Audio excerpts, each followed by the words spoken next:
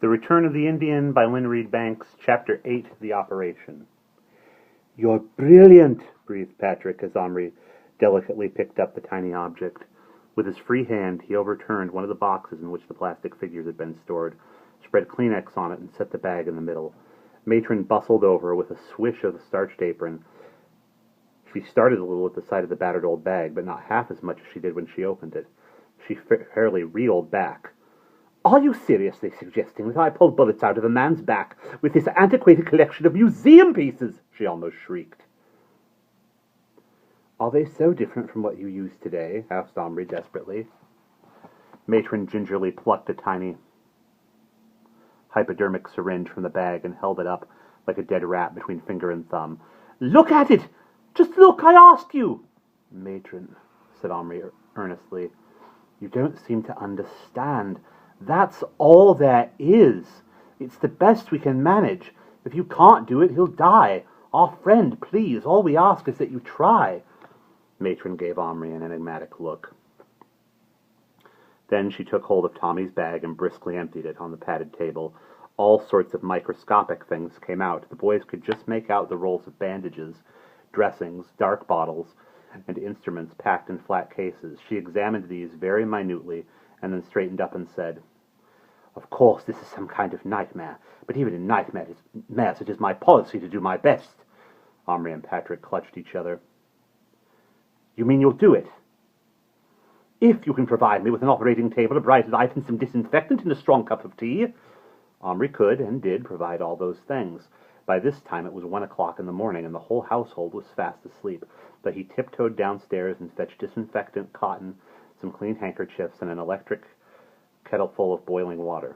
He also detached the cap from a tube of toothpaste and washed it out. This was for a mug. Then he made some strong tea with a tea bag and added milk and sugar. He hoped she took sugar. He carried all this on a tray up the stairs very quietly. When he returned to his room, Patrick had fixed up the box as an operating table. Omri's bedside lamp, which had a flexible neck and a 100-watt bulb, his mother had a thing about reading in a bad light, had been moved into the closet, onto the chest. The light shone straight down onto the table, making no shadows. There was Kleenex spread everywhere. It looked very hygienic. Little Bear had already been laid on the table, and Matron, armed with a tiny pair of scissors, was soon cutting up a handkerchief to make a surgical gown for herself and an operating sheet for Little Bear. "I shall need an assistant," she said briskly. "What about the Indian girl?" "She doesn't speak much English." "We'll see. She looks bright enough." She beckoned Bright Stars, who was already at her elbow. "How?" she said in a loud voice. Bright Stars looked puzzled. "When I point, you give," Matron went on. Bright Stars nodded intently. You say, I do." Omri was directed to pour a drop of disinfectant and some of the boiling water into a small tin lid Patrick had prized off a box of candy drops. The water turned white. Matron dropped the instruments in, and after some moments poured off the liquid into another lid. Meanwhile, Omri was dipping a few drops of tea into the toothpaste cap. "Ah, thank you, dear," she said when she saw it. She seemed quite cheerful now. She picked up the cap in both hands. It was to her almost the size of a bucket, but she drank most of it at one go and smacked her lips. "That's more like it. What spinach is to Popeye, tea is to me. Now then, let's get on with it." The boys saw very little of the operation itself. The light shone straight down on the white-covered table. Matron stood with her back to them, working silently. Every now and then she would point at something on the tray. Bright Stars would swiftly pick it up and hand it to her. Only once or twice did she fumble, and then Matron would snap her fingers impatiently.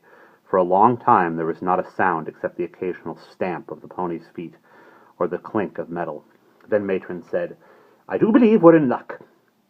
The boys, who had been afraid to come too close, though Matron had made them both tie handkerchiefs around their faces, leaned forward. "One ball went in one side and straight out the other, missed his lung by a hair's breadth. I'm thankful to say I've patched that up as best I could. Now I'm playing hide-and-seek with the other one. I think it's lodged against his shoulder blade. Not far in, I think. I've got it, yes!" She made a sharp movement and then held up a minute pair of tweezers. Whatever they held was far too small to see, but the tips were red and Omri shuddered. Matron dropped the bit of metal into the tray with a ping. Suddenly she began to laugh. "Whatever would St. Thomas's surgical staff say if they could see me now?" she gurgled. "Will he be okay?" Omri asked breathlessly. "Oh, I think so. Yes, indeed. He's a very lucky lad, is your Indian friend." "We're all lucky to have found you," said Omri sincerely. Matron was stripping the wrapper off a large field dressing. "First World War dressings," she was murmuring. "Amazing how they've lasted. As if they were made last week." She indicated to Bright Stars that she should help her apply it to Little Bear's back. Then they bandaged him between them, and after that she wiped her perspiring face on a scrap of cotton. "You can turn the light off now," she said. "Phew! I'm hot." Her towering cap was collapsing like an ice palace, but she didn't seem to care. "Any more tea? What an experience! Wouldn't have missed it for the world. Always thought I could do simple ops as well as any of those fat cats. Oh dear, what am I saying?" And she chuckled again at her own disrespect to professional etiquette. After swinging down another bucket of tea and making sure Bright Stars had some too, she checked Little Bear's pulse, gave Bright Stars some simple instructions, and then said, "Gentlemen, I think if you don't mind, I'd better be getting back to St. Thomas's." Goodness alone knows how they're coping without me. I'm afraid the unthinkable has happened, and I have fallen asleep on duty. I will simply never live it down." She shook hands with Bright Stars and then gave her a pat. Not on the shoulder, oddly, but on the stomach. "Take care of your husband," she said, "and take care of yourself, too." Bright Stars looked shy. "You'll have a nice surprise for him if he doesn't come to very soon." And then she waved to the boys, straightened her wilted cap, and hiking up her skirt over her black stockings, clambered back into the cupboard. When she'd gone, Omri watched Bright Stars, settling down at Little Bear's side. He was lying on the table, warmly wrapped up, and sleeping soundly. "What did she mean about a surprise?" he asked Patrick, who was yawning hugely. "Oh, come on, didn't you notice?" "Notice what?" "Her big belly. She's going to have a baby." "A baby? Wow, that'd be great." "Are you nuts? That's all we need." "Indian women manage by themselves," said Omri, who'd read about it. "They don't make any fuss, not like our mothers." "I should think any mother'd make a fuss if she had to have you," said Patrick. "Where do I kip?" Omri was beginning to feel exhausted too, but it seemed heartless to go to sleep. "Do you think we should?" "She said he'd be okay. She told Bright Stars what to do. There's not much we can do anyway. Look, can I just put these cushions on the floor? I'm knackered." In 3 minutes, he was flat out. It took Omri a little longer. He crouched by the chest and stared at Little Bear and Bright Stars. She must be tired too, especially considering... "Do you need anything, Bright Stars? Something to eat?" She raised her tired eyes to him and gave a little nod. "I'll get you something," he whispered. Down he went once again. He didn't turn on lights this time. The reflection from the kitchen light could be seen from his parents' bedroom. He had no desire to explain to anyone what he was doing up at such an hour. The light from the street lamp was enough to show him cake, bread, and butter. What was that? Something had gone past the window. He'd seen it out of the corner of his eye. He froze. He could have sworn it was a man's head. When he could unfreeze, he went to the window and looked out.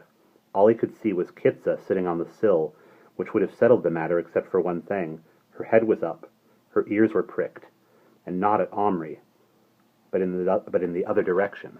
Omri climbed the stairs with the food, feeling more than a little uneasy.